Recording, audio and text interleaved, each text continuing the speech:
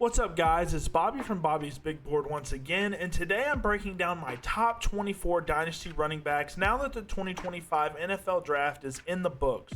From elite tier studs to aging veterans and high upside rookies, the list is all about long-term Dynasty value, so let's get right into it.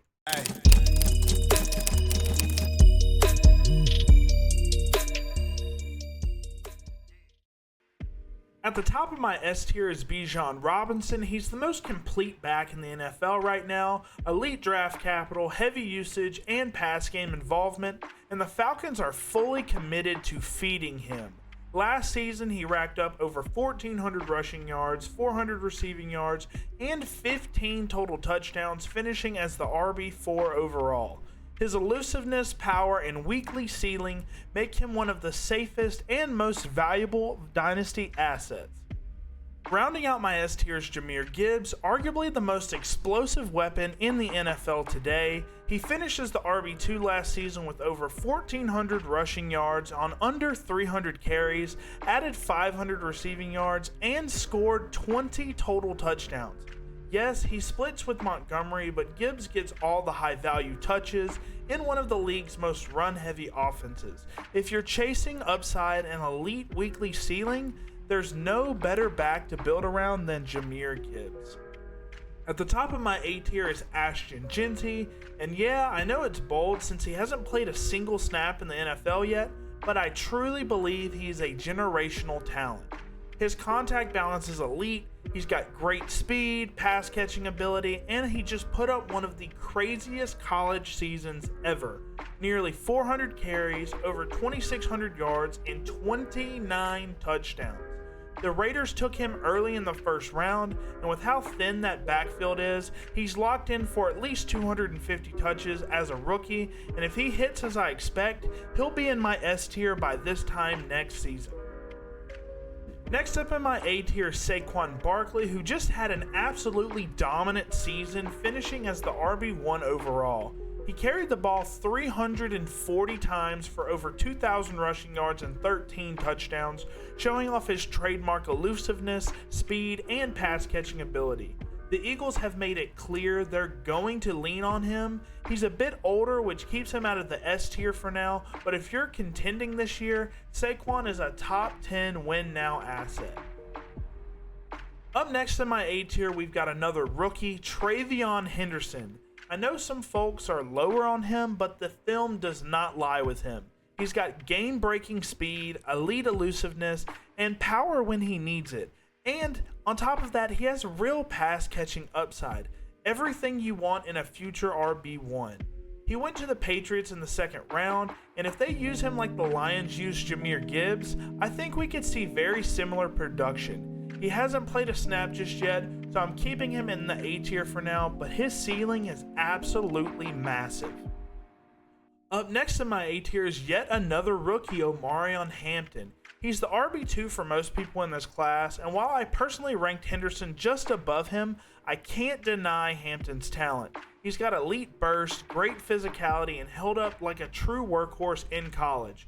The Chargers took him in the first round, and while Najee Harris may limit him early, I think by 2026, Hampton will be a 300 carry back every season in that Jim Harbaugh run-heavy offense. Be patient, Omarion Hampton will hit. Up next in my A tier is Bucky Irving. He's got some of the best vision in the NFL with great footwork and burst to match. His top-end speed isn't elite, but he still breaks off chunk plays with ease. He was in a committee early on with Rachaad White and Sean Tucker, but by season's end, he proved he was the lead back, finishing with over 1,100 rushing yards and 8 touchdowns on 200 carries. With Tampa's defense likely giving up a lot of points, that offense will stay active and Bucky's going to eat. If you stashed him late in rookie drafts last year, you're sitting on gold. Next up on my A tier is Devon. I'm a bit lower on him than most. I've got some concerns about his overall rushing ability, but I can't ignore the upside.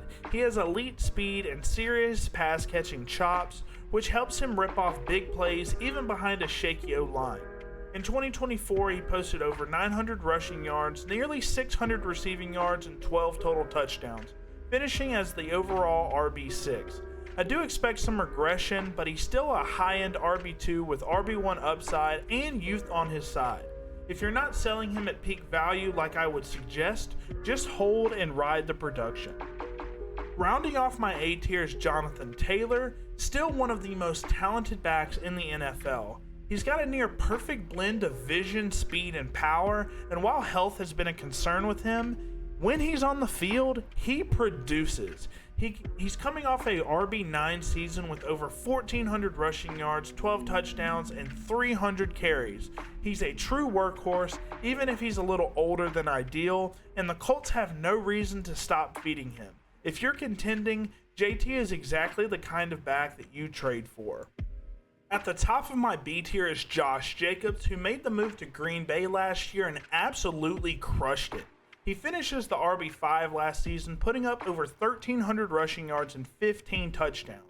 His vision, contact balance, and power were a perfect fit for the Packers' run-heavy scheme. He's a bit older now, and while the ceiling might not be elite anymore, the floor is extremely safe. If I'm contending, I'd be more than happy to send a 2026 first and even add a little bit more to lock Jacobs in for the stretch run over these next few years. He's an absolutely safe RB1 type of running back.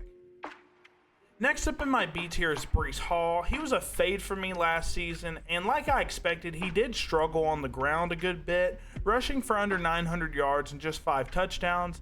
That said, he was still a major weapon in the passing game, putting up nearly 500 receiving yards and 3 touchdowns on almost 60 catches. My main concern is his explosiveness, though. He had multiple knee injuries, and that explosiveness is just not there anymore. Still, the talent is there, and after finishing as the RB17 last year, I think Breece settles in as a reliable RB2 with week-to-week upside. Next up in my B tier is rookie Quinshon Judkins, who landed in the early second round with the Browns, one of the best landing spots for a power back. With Nick Chubb gone, Judkins steps right into that role. He runs with physicality, vision, and downhill power that reminds me a lot of Chubb, and I think Cleveland will use him the same way. They also drafted Dylan Sampson, but I see him as more of a change of pace option, not a threat to Judkins' workload at all. If you're sitting mid to late first in your rookie drafts and Judkins is still on the board, you've got to grab him unless Henderson is there. Next up in my B tier is Kairen Williams, a back I'm a little lower on than most, even though the production has been there. He's coming off back-to-back top 10 fantasy finishes, including nearly 1,300 rushing yards and 14 touchdowns last season. He's got solid vision, burst, and goal line power, and the Rams clearly trust him with a heavy workload, but I do question his long-term outlook. The Rams keep drafting running backs, and I'm not convinced Kairen's role is locked in beyond this season. We've also seen McVay backs struggle outside of his system, so while Kairen earns his spot here for short-term value, I'm cautious about what comes next after the Rams. Next up in my B tier is rookie Caleb Johnson, a third-round pick who landed in the perfect system for his game. He joins Arthur Smith's offense in Pittsburgh, and we know how much Smith loves to run the football. Johnson is a true workhorse with burst, physicality, and the durability to handle a heavy workload. He turned Iowa's offense around last year, rushing for over 1,500 yards and 21 touchdowns. Don't be surprised if he sees 250 plus carries as a rookie and produces like a mid to high end RB2 right away, if not more than that. Up next in my B tier is James Cook. He's coming off an RB8 season, but I'll be honest, it was pretty touchdown dependent. He barely cracked 1,000 rushing yards, but punched in 16 touchdowns, which just isn't a sustainable fantasy profile long term. That said, he does have traits I like. He's got solid burst, long speed, and always falls forward for extra yardage. The real concern right now is his contract situation. He's reportedly holding out for a big deal, and I don't think he's earned that. Even if he is on the field, he's a solid RB2, but the question marks around usage and sustainability have him lower in my B tier. Next up in my B tier is RJ Harvey, who, if things go right, could easily be sitting high in my A tier this time next year. I love his elusiveness, burst, and vision, and he's got the kind of creativity that turns broken plays into highlights. In 2024, he racked up over 1,500 rushing yards and 22 touchdowns and showed legit receiving upside at UCF. He's a big-time playmaker landing in the Broncos offense that desperately needs juice. The only reason he's not higher is his level of competition. If he hits the ceiling of anyone ranked ahead of him, he'll be one of the steals of this draft class. Finishing off my B tier is Kenneth Walker III, one of the most naturally gifted pure rushers I've seen in years. But unfortunately, the production just hasn't matched the talent, mostly due to injuries. He finished as the RB28 last season, didn't even crack 600 rushing yards, but did manage 7 touchdowns. He's shown flashes as a receiving threat too, but with Zach Charbonnet stepping up in Walker's absence, I fully expect a committee in Seattle going forward. If he stays healthy though, he's a mid-range RB2, but that is a big if. At the top of my C tier is Derrick Henry, a guy who would be in the S or A tier in redraft, but this is Dynasty. He went to the Ravens last year and had one of the best seasons of his future Hall of Fame career, finishing as the RB3 with over 1,900 rushing yards, 16 touchdowns on more than 350 carries. He's still one of the best one-cut runners in the league with elite long speed. The issue, he's 31 years old. In Dynasty, that's a big red flag, but if you're contending and can get him for an early to mid-second round pick, he's absolutely worth it for a year or two of top-end production. Next up in my C tier is another aging veteran with elite upside. It's Christian McCaffrey. After finishing as the RB1 in 2023, expectations were sky high, but injuries derailed his 2024 season. He barely played and got banged up again late in the year, and with the 49ers out of the playoff hunt, they shut him down, leading to an RB71 finish with almost no fantasy production. That said, CMC still has elite traits, vision, agility, and some of the best receiving upside at the position. He'll be 29 this season, which is a dynasty concern, but if he stays healthy, he can still perform like a high-end RB1 for at least another year or two. Next up in my C tier is Chuba Hubbard, who quietly broke out last season with a top 15 finish, rushing for nearly 1,200 yards and 10 touchdowns. He earned himself a long-term deal with Carolina, and I expect him to be their RB1 for at least the next couple seasons. That said, there are some limitations. He's not much of a pass catcher, and the Panthers brought in Rico Dowdle and drafted Trevor Etienne in the 4th round, so there could be some competition there.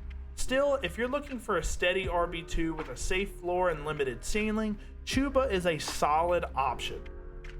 Next up in my C tier is Chase Brown, and I'm definitely lower on him than most. He finishes the RB12 last season, putting up nearly 1,000 rushing yards, over 50 catches for 300 receiving yards, and scored a total 11 total touchdowns. On paper, it looks great, but the film really didn't match for me. I found him pretty inefficient overall, and a lot of his receiving work didn't lead to meaningful gains. I do expect him to be the Bengals RB1, but in a pass-heavy offense that doesn't prioritize running backs, his long-term upside is capped for sure. If you can sell him at his current value, I'd strongly consider it. I don't see RB1 production sticking for him long-term.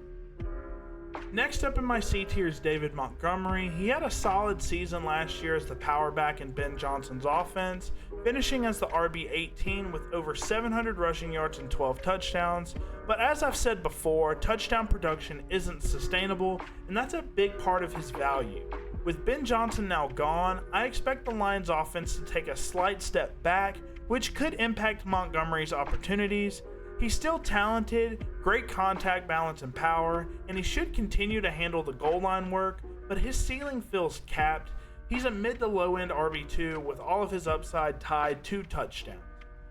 Next up in my C tier is Joe Mixon. He started off strong last year and still finishes the RB13 with over 1,000 rushing yards and 11 touchdowns on 240 plus carries, but down the stretch he really faded, and the Texans trading up to grab Woody Marks feels like writing on the wall.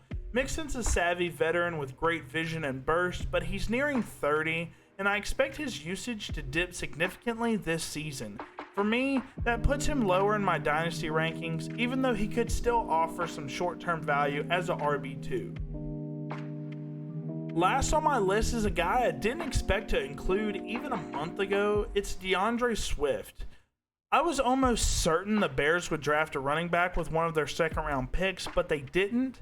And while they still could bring in a vet like Nick Chubb, right now Swift is the clear RB1 in a Ben Johnson-led offense. He was inefficient last year, 250-plus carries for under 1,000 yards and just 6 touchdowns, but he still has that top-end speed and elusiveness that gives him upside, especially behind Chicago's revamped O-line. As long as they don't bring in another big-name back, I think Swift can return to a mid to high RB2 value this season.